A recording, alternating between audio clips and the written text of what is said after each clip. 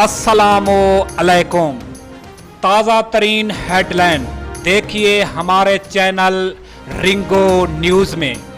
अताउल्ला ईसा खेलवी ज़िला मुजफ्फरगढ़ में रात धूम मचा दी। शादी का प्रोग्राम था। नई ब्रेकिंग न्यूज़ अभी आई हुई है क्योंकि अताउल्ला ईसा खेलवी आज मुजफ्फरगढ़ में आ रहे हैं, वो धूम मचाएंगे।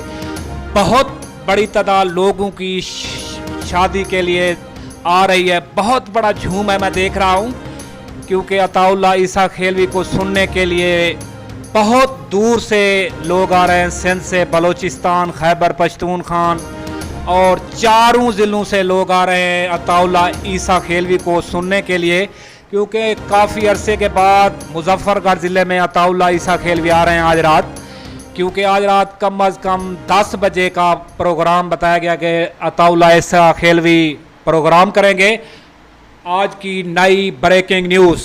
हमारे चैनल को सब्सक्राइब कीजिएगा और कमेंट्स कीजिएगा।